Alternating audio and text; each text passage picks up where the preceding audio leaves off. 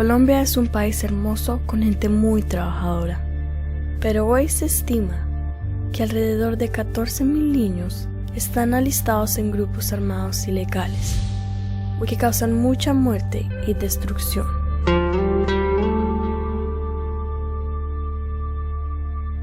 Muchas familias cristianas somos maltratadas, abusadas y perseguidas por predicar el Evangelio en las regiones controladas por estos grupos.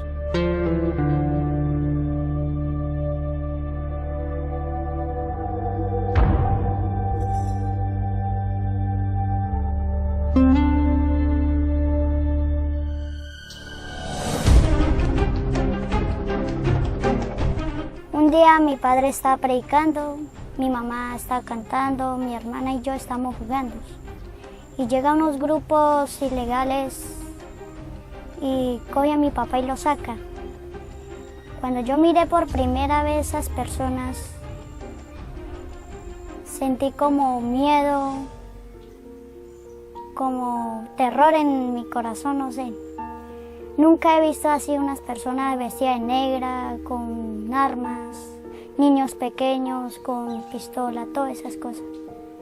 Me asusté mucho. Cuando llegaron mi papá me decía que lo iba a matar. Yo me sentía muy triste, como, uy, Dios mío, ¿y eso por qué? Mis padres se estaban preparando para ser pastores, me daban consejos, me ayudaban en el estudio, siempre me trataban bien. Yo estaba donde una vecina, yo había salido. Y después cuando sonaron todos los tiros, entonces yo me asusté y fui a preguntar por mi mamá y mi papá.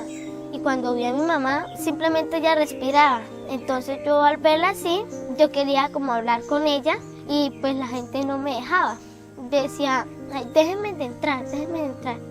Y o sea...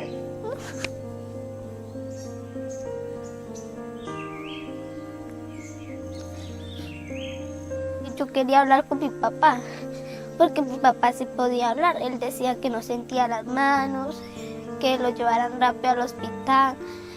Y yo quería hablar con él y no me dejaron hablar con él. Entonces, los hermanos de la iglesia vinieron y hicimos una oración por mi papá y por mi mamá. Y después a la hora me llegaron a mí con la noticia de que mi mamá había fallecido. Entonces ahí fue donde yo dije, pero no se supone que cuando uno le pide a Dios, Dios lo responde. ¿Por qué sería que Dios no respondió nuestra oración? Para nosotros los niños es muy difícil mantener la fe en un Dios que nos ama y todo lo puede.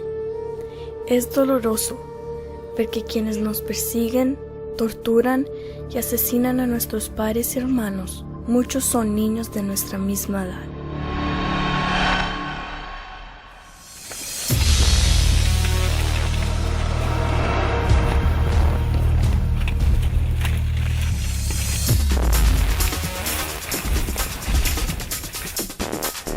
Mi primer encuentro con un grupo fue alrededor de los 5 años.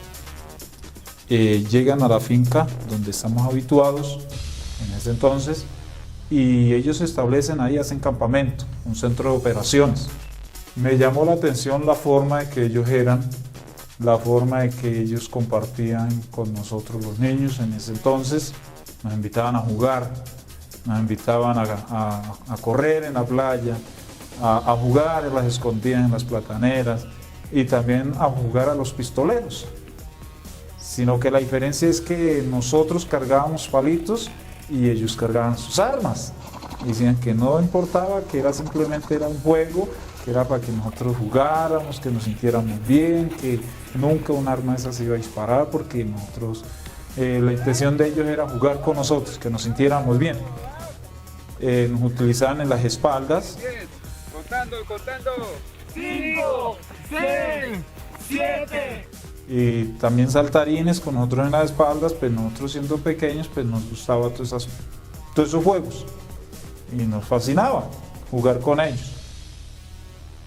Esa fue una forma de las que me llamó la atención, que ellos siempre estaban disponibles para jugar con nosotros. Lo que yo creí que era un juego de niños, o una broma, o una diversión, la verdad era un entrenamiento.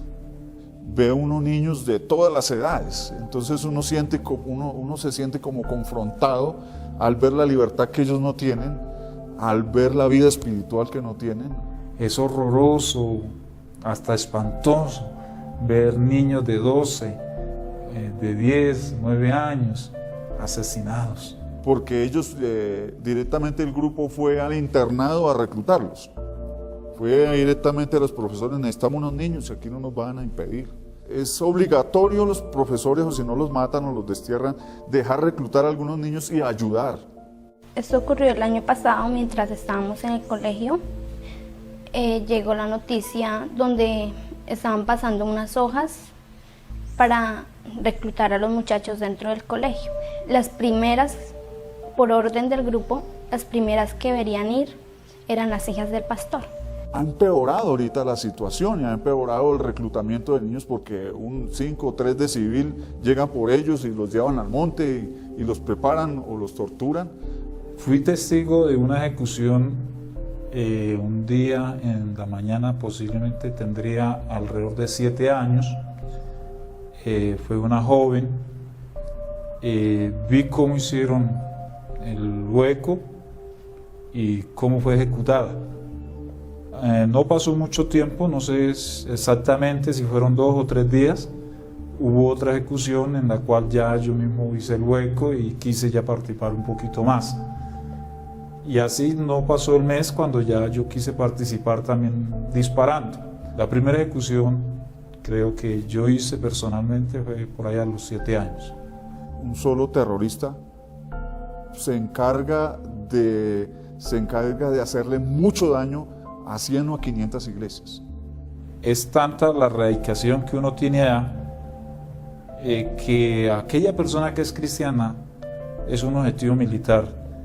En mi caso, estaba dispuesto hasta eliminar a mi familia, porque mi familia era la organización. Es terrible para nosotros vivir en constante temor de ser asesinados o reclutados por estos grupos. Nuestros padres sufren y temen por nosotros. Por eso nos mandan lejos de ellos a lugares seguros. A veces pasan muchos años sin volver a verlos o ni siquiera saber si están vivos. Yo llegué a este lugar porque se dio una situación en mi casa. Mi padre fue asesinado por un grupo ilegal. Cuando asesinaron a mi papá, yo solamente tenía 7 años. Lo que me ocurrió a mí, le ocurre a muchos niños, y yo quisiera que eso parara. Yo no recuerdo casi de él, pero extrañarlo sí.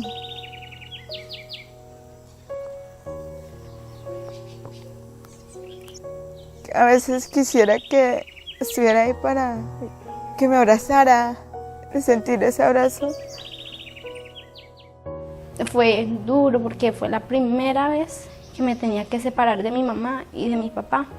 Yo me sentía segura acá, mas sin embargo no podía tener paz porque ellos se encontraban allá solos en la situación que se estaba presentando.